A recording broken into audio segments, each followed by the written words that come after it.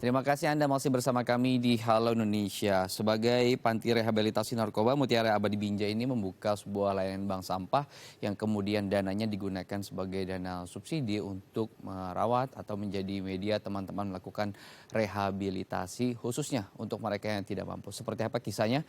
Berikut liputan untuk Anda.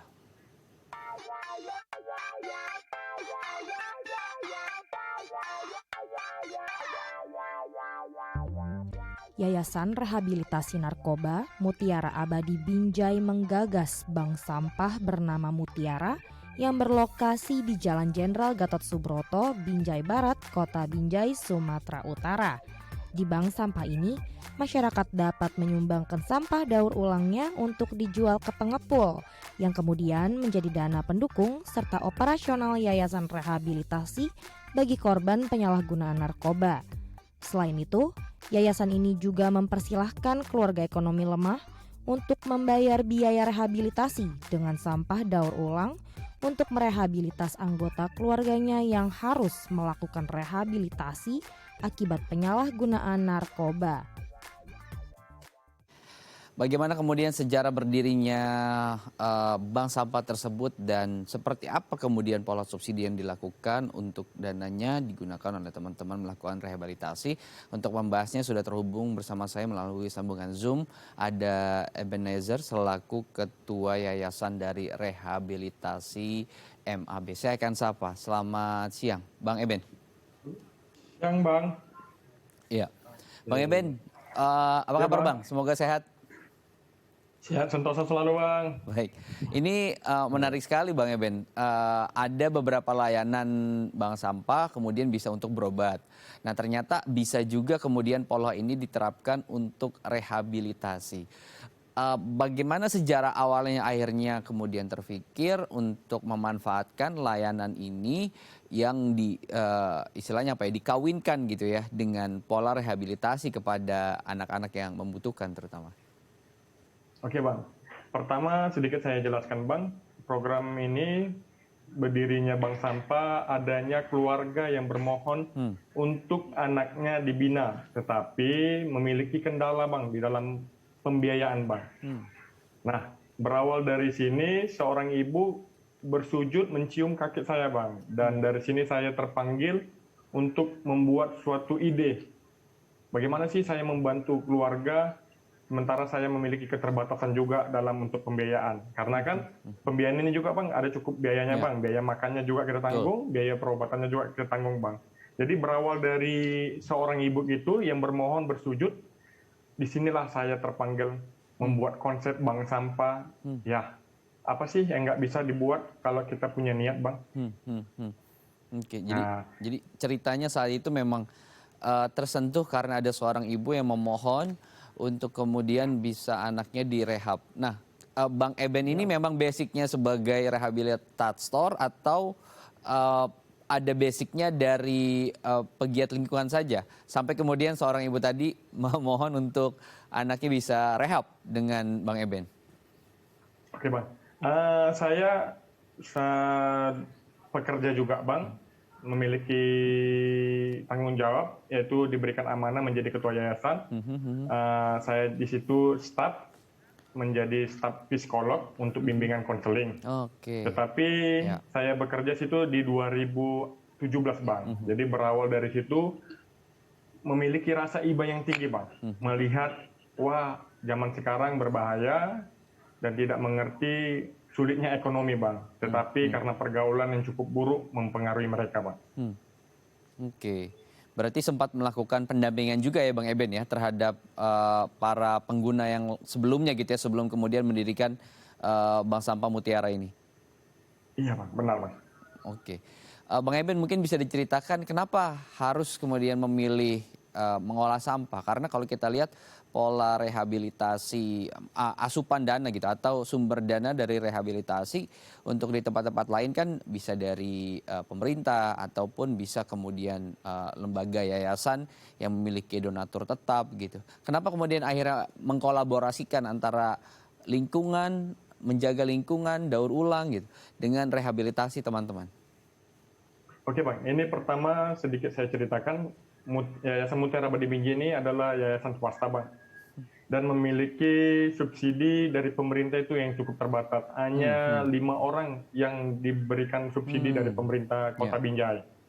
Nah, di keterbatasan subsidi ini atau bantuan dari pemerintah, melihat juga Kota Binjai masuk ke zona merah dalam korban penyalahgunaan narkoba yang cukup tinggi di Sumatera Utara, saya melihat ada kesempatan untuk membantu orang dari nilai rupiah yang receh-receh kecil, Bang, di jalanan, Bang. Jadi saya bangun konsep, saya buat. Jadi ini khusus untuk keluarga korban penyalahgunaan narkoba yang tidak mampu, Bang. Jadi tidak semua untuk mendapatkan program ini, Bang. Nah, contohnya, Bang, di yayasan kami ini ada sekitar biayanya itu 3 juta per bulan, Bang. Tetapi apabila keluarga tidak mampu, maka kami akan memberikan subsidi 1 juta dari yayasan, Bang. Dan apabila juga keluarga tidak mampu membayar 2 juta, keluarga hanya mampu bayar 1 juta, maka 1 jutanya itu dibayar dengan mencicil sampah, Bang, sampai dengan lunas.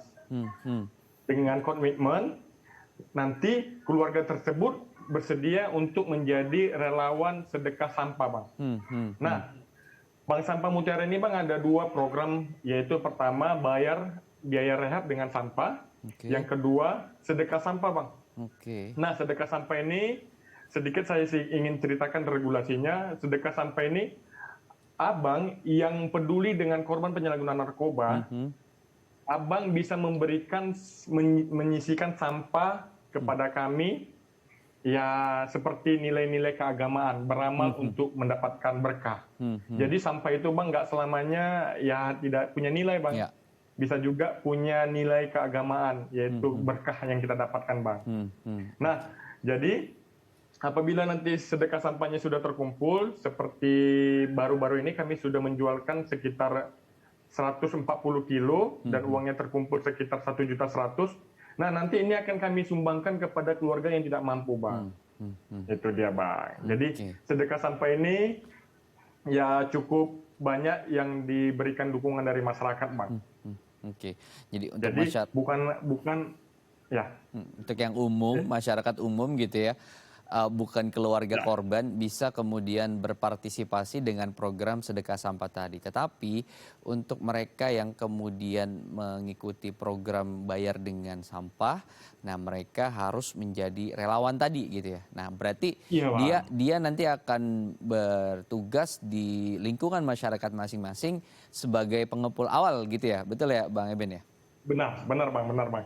Jadi peduli lingkungan, peduli juga korban penyalahgunaan narkoba, Bang. Jadi dapat 2 sekaligus ya, lingkungannya bersih dan dia juga pasti melakukan kampanye di keluarga terdekat ataupun tadi di lingkungan sekitar dia tinggal, tapi kemudian bisa menggunakan uang tadi sebagai biaya untuk rehabilitasi keluarga mereka gitu yang saat ini berada di Yayasan Mutiara.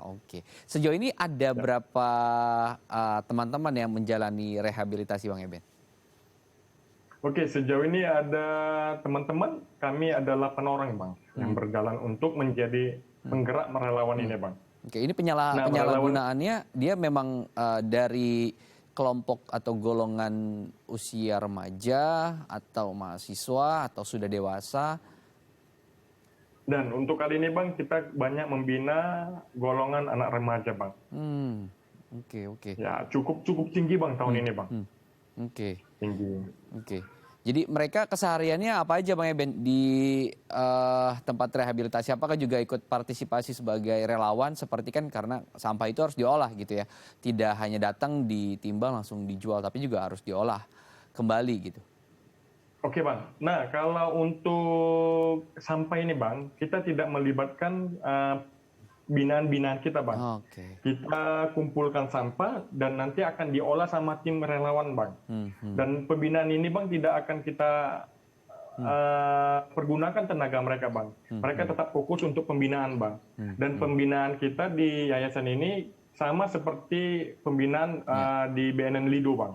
Tidak ada yang berbeda, Bang. Jadi mereka tidak ada kita ambil tenaganya, terus nanti keuntungan yang kita pergunakan, tidak, Bang. Beda, Bang. Jadi Yayasan Mutiara Badi Binjai ini pembinaan untuk narkoba dan Bank Sampah ini adalah unit kerja yang barunya, Bang. Oke. Itu dia, Jadi Bang. jadi terpisah gitu ya, tidak kemudian melibatkan mereka juga menggunakan tenaganya untuk proses pemilahan gitu atau pensortiran gitu. Tetapi mereka fokus terhadap rehabilitasi. Biasanya sih berapa lama Bang Eben untuk proses rehab jika mereka misalnya fokus mengikuti materi-materi atau tahap-tahap yang sudah dibuat oleh teman-teman? Oke, Bang. Selama 6 bulan, Bang, proses pembinaan itu, Bang, yang kami berikan, Bang. Dan terkadang juga ada keluarga yang membiarkan keluarganya untuk dibina di yayasan kami itu hampir 1 tahun, Bang. Tetapi kami tidak, Bang. Kami itu tetap kami pulangkan, Bang. Karena korban penyalahgunaan narkoba juga butuh sosialisasi, Bang. Untuk dia dapat menjadi dirinya sendiri dan dia mendapatkan nilai bahwasanya korban penyalahgunaan narkoba tidak selamanya itu buram, Bang. Ya. Oke, jadi dia fokus menjalani rehabilitasi. Biasa kegiatan hariannya apa saja, Bang Eben? Karena kan cukup panjang ya, 24 jam mereka selama 6 bulan akan menjalani proses rehabilitasi gitu.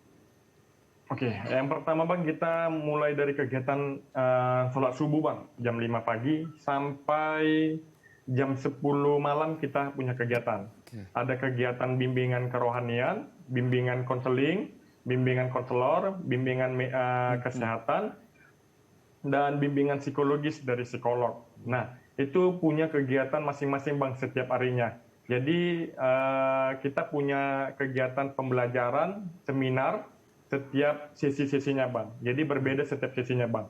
Jadi kita juga setiap bulannya melakukan outing, Bang. Outing ini yaitu liburan luar dari yayasan, Bang. Untuk kegiatan tujuannya untuk mengurangi tingkat kejenuhan di yayasan, Bang.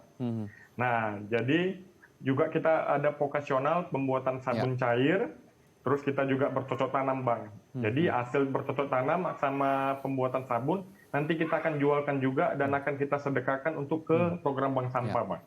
Jadi ada vokasional, ada keterampilan juga yang diberikan kepada mereka gitu. Tapi keterampilannya Iya, Bang. bukan tadi mengolah sampah tadi yang sebagai Tidak, Bang. ladang dana dan ladang amal tadi gitu ya. Ternyata ada lagi vokasional khusus yang memang melatih keterampilan mereka ya Bang Eben ya. Iya, Pak. Oke, Bang Eben, kita sambung nanti di segmen selanjutnya bagaimana kemudian respon masyarakat terhadap program ini, seberapa besar antusias mereka untuk juga ikut dalam program sedekah tadi yang kemudian hasilnya bisa dimanfaatkan oleh para pecandu narkoba ini agar bisa terlepas dengan menjalani proses rehabilitasi. Kita akan sambung nanti pemirsa, tetap di layar kaca Anda, tetap bersama kami di Dai TV.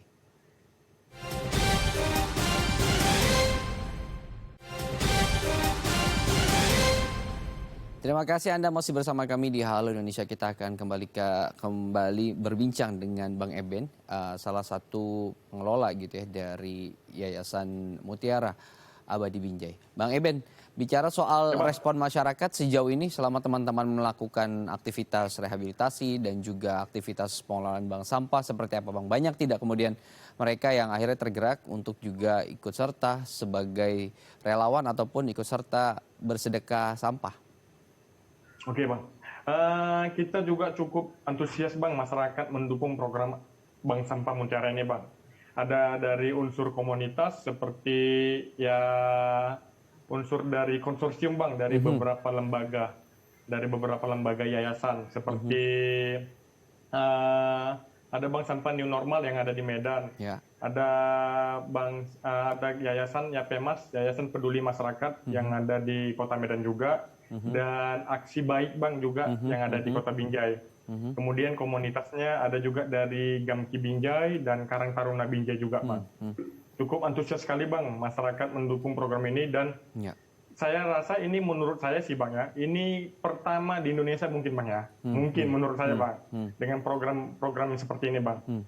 Dan pemerintah juga cukup memberikan perhatian dari Dinas Lingkungan Hidup. Ya, harapan kami juga ada sih bimbingan dan teknis yang diberikan dari Bapak Wali Kota Binjai.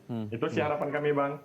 Karena ya jangan hanya panas-panas sesaat aja sih, Bang. Kalau bisa tetap konsisten diberikan dukungan, Bang. Karena ini cukup baik, Bang, untuk mengurangi korban penyalahgunaan narkoba khususnya di Kota Binjai, Bang. Baik, di tengah viralnya Kota Binjai dengan Salam Binjai ya, ternyata ada potret seperti ini yang juga kemudian luput dan kita angkat kembali Semoga ini bisa menginspirasi. Bang Eben, kalau bicara soal hasil, seperti apa kemudian manfaat yang dirasakan oleh keluarga, terutama mereka yang masuk kategori kurang mampu dan memang harus berjuang gitu. Baik misalnya tadi menjadi relawan ataupun menjadi mitranya dari bank sampah untuk bisa mengumpulkan. Seperti apa kisah-kisah perjalanan mereka, perjuangan mereka? Oke, Bang. Saya sih nggak mau berbicara banyak, Bang. Tapi kalau bisa ada sih video liputannya bagi keluarga yang merasakan program ini, Bang. Baru ini juga kita sudah memberikan subsidi kepada keluarga korban penyalahgunaan narkoba yang tidak mampu. Dia cukup berterima kasih sekali, Bang, adanya program ini. Karena dia juga ya kalau kesehariannya, Bang, ya tukang becaknya, Bang, suaminya, Bang. Makan aja pun juga cukup-cukup, Bang. Jadi dengan adanya bank sampah ini merasa cukup terbantu, walaupun hanya 3 bulan, Bang. Kemarin dia dapat subsidi dari bank sampah Mutiara ini, Bang. Nah, kemudian dukungan juga dari mitra-mitra bank sampah Mutiara juga cukup banyak, Bang, antusias yang menjadi relawan, Bang, yang untuk membantu kami dan juga untuk memberikan teman-teman untuk menjadi relawan, Bang. Iya. Oke. Itu dia, Bang. Jadi masif kemudian gitu ya gerakannya tadi, dan masyarakat juga teredukasi gitu tentang setidaknya mengerti konsep rehabilitasi, karena bisa jadi di daerah juga konsep rehabilitasi tidak begitu familiar atau awam gitu ya untuk mereka. Dan teman-teman ini kan bukan sudah lama beroperasi tapi masih baru. Nah, kemana untuk mereka-mereka yang mungkin belum tahu proses rehabilitasi, atau sebelum teman-teman mendirikan lembaga ini, kemana proses rehabilitasi itu berlangsung? Apakah hanya didiamkan di rumah masing-masing, atau tadi masuk ke lembaga-lembaga yang memang non resmi dan tidak menerapkan kurikulum yang sesuai dengan BNN? Seperti apa potretnya, Bang Eben? Oke, Bang, sebelum adanya MHB hadir di Kota Binjai, ya banyak keluarga belum teredukasi bahwasannya korban penyalahgunaan narkoba ini harus direhab, Bang. Banyak keluarga membiarkannya saja, Bang. Dalam arti? Membiarkannya saja. Membiarkan artinya, Bang, ya tidak teredukasinya masyarakat. Biarkan aja lah anak saya menjadi korban penyalahgunaan narkoba. Saya nggak ngerti lagi, saya sudah capek, saya sudah habis-habisan, Bang. Oke. Jadi, Bang. Berarti sampai overdosis, dibiarkan seperti itu gitu? Kalau narkoba sih, Bang, tidak ada overdosis ya, Bang. Overdosis itu hanya pengguna obat-obatan terlarang, Bang. Seperti pil ekstasi, Bang. Gitu ya, Bang. Jadi banyak membiarkan, maka dampak dari pembiaran ini, Bang, maka tingkat kejahatan di Kota Binjai, di Kota Binjai khususnya, Bang, betul. cukup sangat mengerikan, Bang. Ya, jadi korelasinya ke sana ya? Iya, Bang, benar, Bang. Oke, jadi mereka hanya dibiarkan, atau ada lembaga tidak resmi yang kemudian juga menjadi wadah untuk mereka menjalani rehabilitasi? Oke, saya sedikit cerita juga, Bang. Di Binjai ini ada rehab satu yang sudah terstandar dari BNN dan Dinas Sosial Binjai. Dan di sekitar Binjai ini kita diimpit ada 2 kabupaten Deli Serdang dan Kabupaten Langkat. Dan khususnya di Kabupaten Langkat ada rehab, saya tidak menyebutkan merek, ada rehab yang tidak memenuhi standar dan tidak profesional dalam pembinaannya, Bang. Dan ini yang membuat masyarakat menjadi kurang perhatian, Bang. Percuma direhab, nanti dipukulin, nanti nggak dikasih makan, dan taunya juga nanti keluar kumat lagi, kambuh lagi dia, Bang. Jadi akibat dari dampaknya kegiatan yang tidak memiliki legalitas yang baik dan tidak memiliki kurikulum pembinaan yang baik dari Dinas Sosial dan BNN, ya ini dampaknya kepada masyarakat, Bang. Jadi apatis, Bang, masyarakat. Ya. Jadi masyarakat itu nggak peduli lagi, cuek. Ya sudahlah, mau dia begitu, dia sendirilah nanggung masa depannya. Oke. Dan sekali lagi, sebetulnya yang rugi bukan hanya yang bersangkutan ataupun keluarga, tetapi yang rugi juga masyarakat sekitar, karena tadi angka kejahatannya sudah terkorelasi akan bertambah, dan yang lebih rugi lagi adalah bangsa kita gitu ya, karena mereka adalah generasi penerus, khususnya mereka adalah generasi penerus di Kota Binjai. Bang Eben, kalau bicara soal hasil ketika mereka keluar dari rehabilitasi teman-teman, seperti apa potretnya sekarang? Apakah mereka sudah memang tidak kumat lagi gitu ya, terbebas 100% dari jerat narkoba, atau juga ada kisah mereka kemudian sudah mulai sukses menjalankan kegiatan-kegiatan usaha karena juga mereka mendapatkan pelatihan ya saat melakukan proses rehabilitasi selama 6 bulan? Oke Bang, sedikit saya bukan mengajarin Bang, sedikit saya memberikan edukasi. Kalau di rehab itu tidak ada cerita sembuh Bang, tetapi adalah pulih. Pulih. Dan program rehab ini Bang sama seperti kegiatan di rumah sakit Bang. Dan kalau abang sakit atau keluarga kita sakit, kalau kita konsultasi dengan dokter, dan dokter tidak pernah bilang minum obat ini besok sembuh Bang. Ya. Besok Betul. kamu sehat, tidak. Tetapi di rehab ini kita hanya mengingatkan dan menyadarkan bahwasannya yang dia lakukan itu salah. Ada nggak orang yang pulih dari narkoba? Ada Bang. Salah satunya pegawai ASN, pegawai sipil negeri, yang salah satunya di Kota Binjai. Dan dia sekarang cukup baik predikatnya Bang. Predikat baik dari dalam sisi sosialnya dan terutama kepada keluarganya. Dan pemulihan ini Bang harus ada dukungan dari keluarga Bang. Kita tidak boleh memberikan stigma yang selalu kepada korban penyalahgunaan narkoba Bang.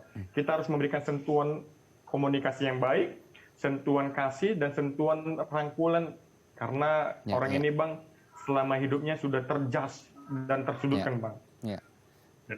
Jadi bukan sembuh tapi pulih. Dan kenapa harus memberikan edukasi kembali kepada keluarga? Karena kemudian mereka yang akan melanjutkan proses pemulihan tadi, begitu ya Bang Eben? Iya Bang. Ya. Okay. Dan dia juga pasti akan kembali ke keluarganya Bang. Dan kalau keluarga nggak welcome Bang, kalau dia ngeblok, maka kekambuhan itu akan muncul lagi Bang. Nah, secara manusia kan punya keterbatasan kematangan dalam emosional Bang. Berarti maka dia akan kembali lagi kambuh Bang. Ikatan alumninya masih akan terus datang ke sana ya Bang untuk melakukan setidaknya konsultasi gitu? Nah, kami juga Bang setelah dia direhab, kita tidak langsung lepas kontak dengan keluarga Bang. Kita juga ada pasca rehab Bang. Dan kita juga memberikan edukasi Bang. Dan kita juga memberikan pemantauan kepada korban penyalahgunaan narkoba selama 3 bulan Bang. Nah 3 bulan itu kita memberikan programnya itu konseling, dan kemudian juga kita tesuring Bang. Tapi tesuringnya kita nggak memberikan waktu, memberikan keterangan waktu Bang. Secara random. Itu dia Bang. Oke, baik.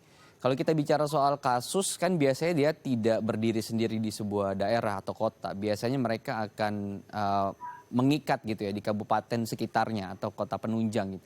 Bagaimana dengan layanan di tempat-tempat lain? Apakah juga teman-teman dari Mutiara ini sudah ada pemikiran ataupun rencana planning gitu ya untuk melakukan perluasan tadi? Karena cakupannya kan luas gitu ya untuk narkoba ini. Apalagi kalau misalnya kasusnya tinggi di Binjai, ya pasti akan ada kota-kota penunjang juga yang mungkin memiliki kasus juga yang tidak kalah besar gitu dari Binjai.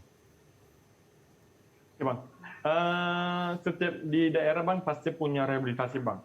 Dan kami juga, Yayasan Mutiara Abadi Binjai ini juga tergabung di dalam institusi penerimaan wajib lapor di bawah naungan Kementerian Sosial Bang.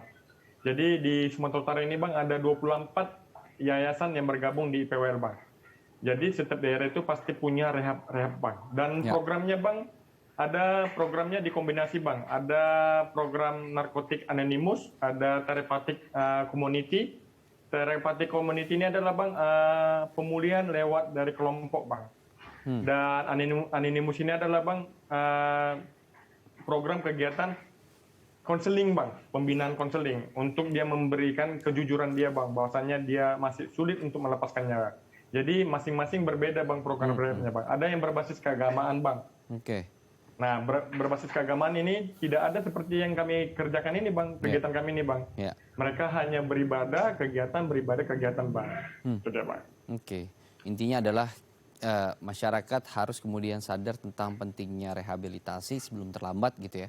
Karena masa hidup anak-anak remaja ini masih panjang, dan kitalah kemudian yang bisa mendorong gitu ya untuk melakukan proses tadi pemulihan gitu ya, bukan penyembuhan.